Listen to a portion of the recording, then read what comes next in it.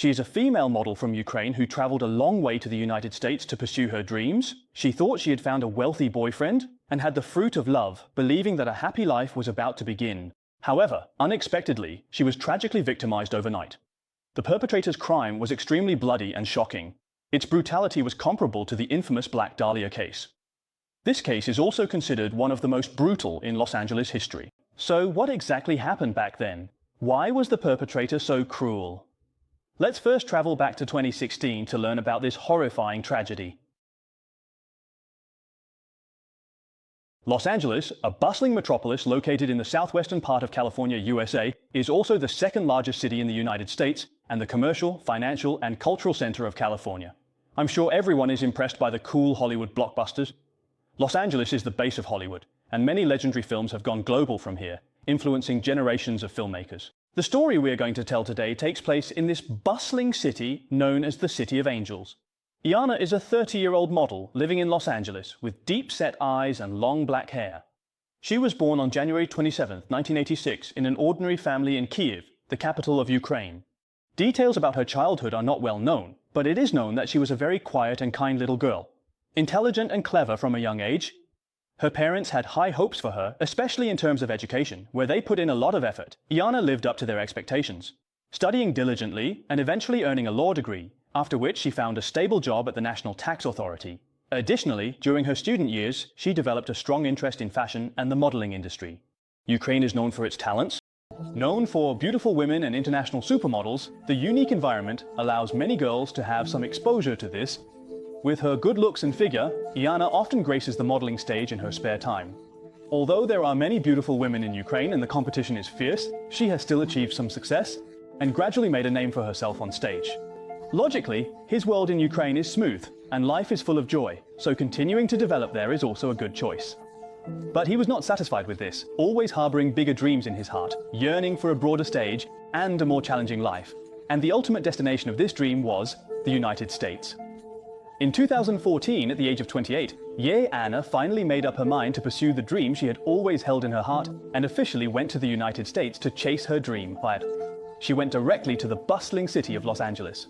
This place is also a paradise of entertainment, film, and cultural arts, making it very suitable for developing his modeling career. The endless beaches and bright sunshine also made him reluctant to leave. Anna told herself that she must stay here and start a family. With years of runway experience, he quickly found a modeling job, and his career gradually got on track. There were also reports that he only found a translation job, but either way, he quickly gained a foothold in Hollywood. For him, in the current puzzle of life, still missing a sweet romance. If she smoothly finds her Prince Charming, then everything will be perfect. Speaking of fate, it comes when it comes and no one can stop it. At a party, a man named Blake caught her attention. Blake at the party was wearing glasses, sitting in a corner, looking quite dull and out of place with the surroundings. The spark of love between them ignited instantly, and they quickly fell in love, became a couple, and successfully got engaged. Iana was very satisfied with her boyfriend Blake, because not only was he a wealthy second generation, but he was also very talented and showered her with affection. Soon after, they had a lovely daughter named Diana. To take care of the child, Iana had her mother Olga travel all the way to Los Angeles to help with childcare. To avoid affecting the young couple's relationship, her mother specifically rented a house near theirs. For Iana, having a fiancé who deeply loved her, a lovely daughter, a house, a car, and money, everything seemed so perfect, and the sweet and happy life was just beginning. But who could have imagined that a sudden tragedy would strike? On May 25, 2016, a sense of unease loomed over Olga because she couldn't reach her daughter Iana. Calls went unanswered, texts were not replied to, which was truly unusual. Feeling uneasy, she called a friend and together they rushed to her daughter's residence, an apartment building on Holloway Drive in West Hollywood. They saw her daughter's car in the garage, but no matter how much they knocked on the door, there was no response. The mother vaguely saw someone inside the house through the balcony window from downstairs. It looked like Blake, but when she called out for the person to open the door, they ignored her and directly closed the window. In a moment of desperation, the mother had no choice but to call the police. Two officers from the Los Angeles Police Department rushed to the scene. After repeatedly knocking on the door and hearing no response from inside, they decided it was not appropriate to enter the house hastily. They only contacted the property manager to get Blake's phone number, but the call went to voicemail with no answer. This report ended without resolution. The mother was both anxious and heartbroken. She anxiously texted her daughter, "My dear daughter, are you still alive?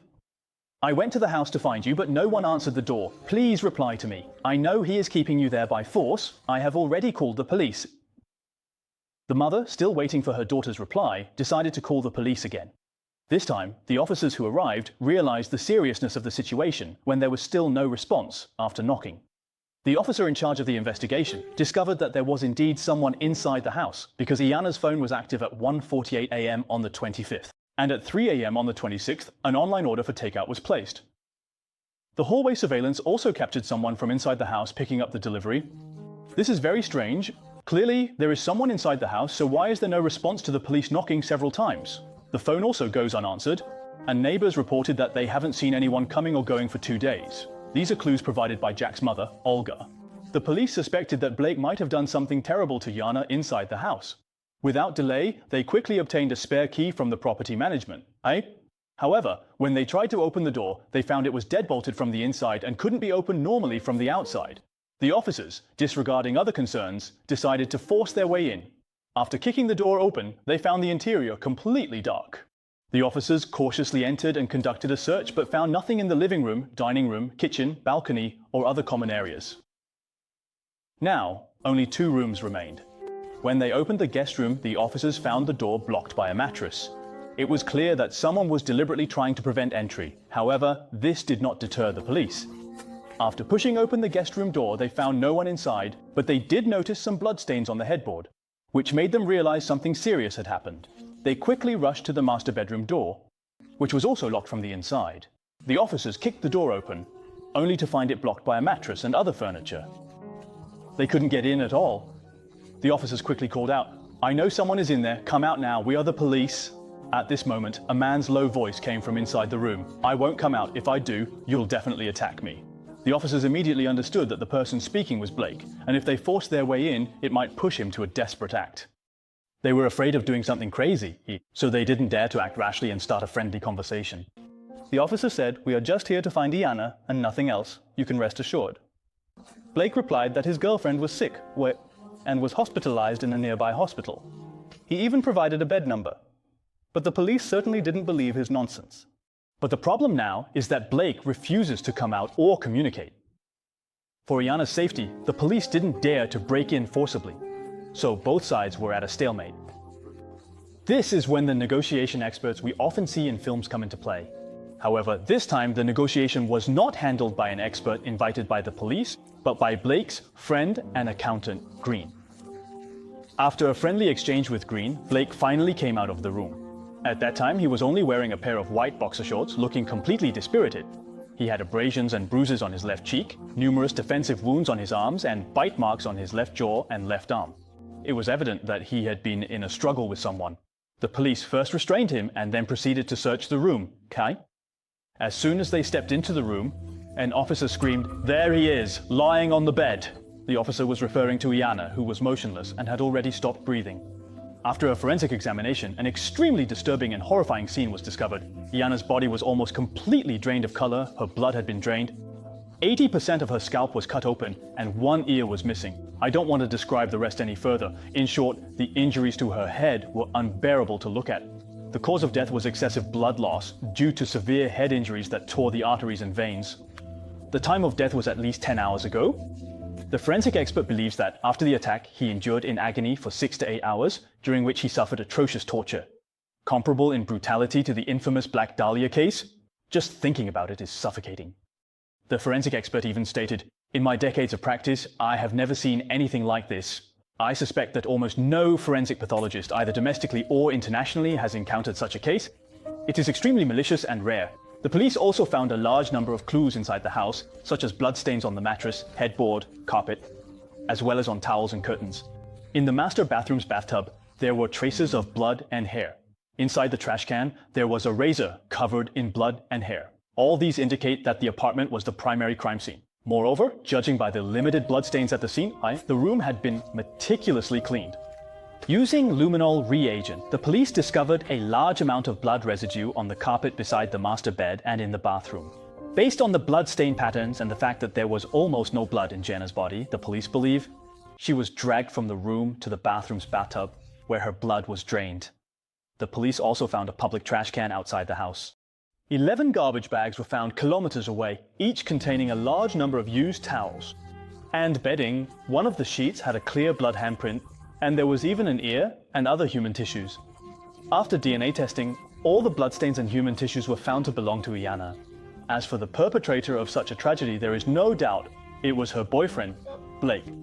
Although he took a shower and cleaned himself afterward, the bite marks and skin tissue under his fingernails also came from Iana. In Iana's fingernails, there was also his human tissue. The right-hand blood handprint on the sheet had a shortened pinky. And coincidentally, Blake's right pinky was also missing a part. Combined with many other clues, Blake's guilt is beyond doubt. So why did he commit such a cruel and vicious act against his girlfriend? Blake, whose full name is Blake Liebel, was born in 1981 in Ontario, Canada. He was not an ordinary person. His father, Lorne, was a Canadian real estate tycoon, and his property company was once one of the wealthiest developers in Canada. Additionally, he was a sailor who participated in the Olympics and was inducted into the Canadian Motorsport Hall of Fame. His mother, Eleanor, came from a very wealthy family. The family founded a famous plastic film company. Their business also spanned the globe. So Blake was born with a silver spoon in his mouth, with endless money to spend. But as with many wealthy families, there were numerous troubles. When Blake was still a child, his parents had conflicts, and after they separated, Blake lived with his mother, while his brother Cody lived with their father. Perhaps due to their distant relationship, he and his father were never on good terms. After graduating from college in 2004, Blake moved to Los Angeles. Although he could receive a substantial allowance from his family and live comfortably without working, he still decided to do something on his own. The film industry in Los Angeles is very developed, so he decided to start from there.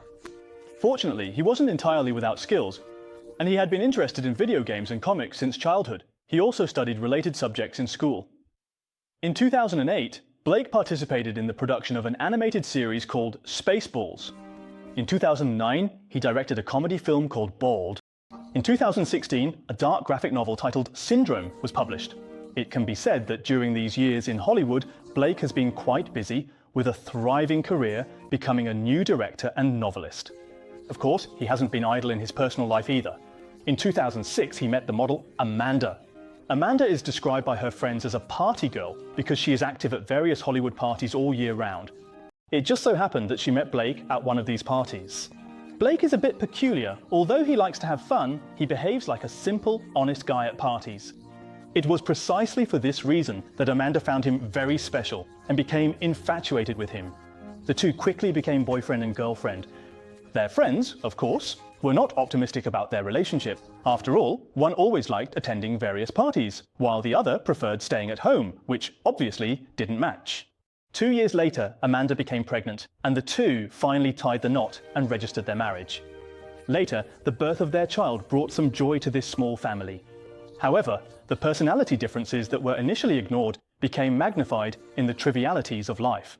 The two often quarreled due to incompatible personalities. Gradually, both realized that perhaps their friends' concerns were justified, and maybe they shouldn't have been together in the first place. Eventually, they separated, but did not divorce. In the same year, Blake's mother unfortunately passed away from cancer, leaving behind an inheritance worth 12 million Canadian dollars. Blake thought he would receive the majority of his mother's inheritance, but in the final will, he only received a few million Canadian dollars, with most of the money going to his father and brother. This left him very puzzled, and he even suspected that his father had tampered with the will and raised questions, but in the end, nothing came of it. Since then, he harbored deep resentment towards his father, and the two were like enemies. During this time, he met Iana from Ukraine, and their relationship developed quickly. Blake deliberately concealed the fact that he was married. After being found out by the other party, he made an excuse by saying he was in the process of divorcing his wife. Did he want a divorce? That was indeed true. They met each other, but Blake still went through with the divorce and moved out of the house. In August, Iana also became pregnant. It must be said that everything was quite tightly scheduled, not a moment wasted. Eventually, Iana moved into Blake's apartment in West Hollywood to rest and take care of her pregnancy. In language audio, She was very satisfied with the relationship. After all, her boyfriend Blake was too perfect. As a wealthy second generation, he was both rich and loving towards her. He bought a Mercedes, a diamond ring, and a house. And with the addition of the fruit of their love, the future looked bright. She realized her dream of getting married and having children in the United States. Eerie. In April 2016, Iana had her mother Olga travel all the way from Ukraine to Los Angeles to help take care of the child. On May 3rd, their daughter Diana was born. To give the young couple enough private space, Olga rented a house near her daughter's residence specifically to take care of the child. Everything was supposed to be perfect, but who could have predicted that just 2 weeks later, Diana called the police, accusing Blake of trying to force himself on her. At first glance, it seemed their conflict stemmed from this incident, but the police believed this was not enough to incite murderous intent. Moreover, Blake's friends all stated that he had never had a criminal record and was quite reputable. He had also inherited a large fortune, so there was no reason for him to ruin his future. Furthermore, after the incident, Blake consistently refused to plead guilty and maintained his innocence, claiming he was wrongfully accused, and even insisting that science would prove his innocence. However, all the evidence at the crime scene pointed to him as the perpetrator. Undoubtedly, what truth is hidden within all of this? After extensive investigations and interviews, especially based on the chat content between Yana and her mother before her death, the police uncovered an unknown side of Blake. He was far from the nice guy his friends described. In fact, both he and his brother Cody had been involved in gambling for years. Cody was even more extreme, to the point of being considered a professional gambler, with wins and losses sometimes reaching millions of dollars in a single game. Regarding gambling, there is a wise saying, read 10 times, 9 books. Cody was no exception. In the end, he incurred a huge debt. Due to gambling debts, Cody got involved with some unsavory people. Blake even worried that his brother might bring disaster upon their family. Why? Besides gambling, Blake was also addicted to marijuana and other illegal substances. He often lost his temper with his ex-wife and girlfriends, and afterward, he would be full of remorse, begging for forgiveness. Especially during the later stages of Yana's pregnancy, the relationship between the two became increasingly strained. This was one of the reasons Yana asked her mother to come and help take care of the child, as she valued the relationship, and wanted to repair the rift between them through some couple time alone. However, it was clear that this plan did not work. Just a few days after their daughter Diana was born, Blake's mood deteriorated sharply, becoming extremely irritable. He often pulled all the curtains shut and spent day and night in the apartment using illegal substances, filling the room with a thick haze. He was completely indifferent to his daughter, showing no affection, and even resented her for taking away almost all of his girlfriend's attention and time, leaving him neglected. He only cared about his own physical needs and desires, and just a few days after Yana gave birth, he forcibly demanded to have relations with her. Blake even openly threatened Yana, saying, "If you can't satisfy me, I'll find other women." He said it, and he did it. The police discovered that during Yana's pregnancy, Blake was involved with 3 women simultaneously. Besides his ex-wife Amanda, there was also a woman named Bukafri. Bukafri stated that she was sexually assaulted by Blake on their first date and contracted a sexually transmitted disease as a result, so she took him to court. However, it is difficult. Regarding this matter, she not only forgave the other person later, but the two also developed into secret lovers. To facilitate their affair, Blake arranged for Shukafulian to stay in another of his apartments, while also maintaining close contact with his ex-wife, Amanda. Iana's mother, Olga, told the police that although she hadn't been in Los Angeles for long, after spending a few days together, she realized that Blake had a very strong desire for control and was quite dangerous. Therefore, she asked her daughter to move in with her. But for some reason, the woman would always voluntarily return to Blake's side. Perhaps she truly didn't want to let go of this relationship. Just 2 days before she was victimized, Iana was shopping at the mall with her mother. As soon as she received a text from Blake, she immediately became distracted and went to find him. No one expected that once she left, she would completely lose contact and never return. The prosecution believes that Blake's motive for the crime stemmed from jealousy and anger towards the child. The birth of the child made him feel like he had lost control over his girlfriend, which led to murderous intent. But would he really be so insane as to willingly give up a promising future and in a fit of rage murder his girlfriend? Moreover, the appalling manner of the crime did not seem like the work of a novice, but rather the methods of a seasoned serial killer. On this point, the police quickly found an answer. Do you remember we mentioned earlier that Blake is a novelist? In 2010, he published a dark graphic novel titled Syndrome. It is a very gory and evil novel. The cover features a doll with its scalp missing. The novel poses the question, if you enjoy hurting others, what would you do? It begins with, in the end, we all become monsters, and ends with an image of a large hand dripping with blood. Coincidentally, the details of Iana's murder were almost exactly the same as the plot in the graphic novel. There is an illustration in the book of a woman lying on a bloody bed, with her scalp completely cut open. Additionally, Blake's friends revealed that he has been obsessed with crime stories, especially evil murder tales, since childhood. In Hollywood, whether in films or novels, creations often head in this direction. Perhaps another motive for his crime was to turn the ideas from his novel into reality. Blake even prepared an escape plan. After the incident, he meticulously cleaned the apartment and hid $4,000 in cash and his passport in his pants. If it weren't for his mother, Olga's timely and repeated calls to the police, he might have already fled to Canada. In June 2018, after nearly 2 years of extensive investigation, this became one of Hollywood's most shocking and widely discussed cases. The trial finally officially commenced. Incredibly, Blake appeared in court looking completely different, having gained a lot of weight. Clearly, during his detention awaiting trial, he has been living quite comfortably. He still maintained his innocence, just as he did when he was arrested. During the trial, he attempted to delay proceedings by claiming mental illness.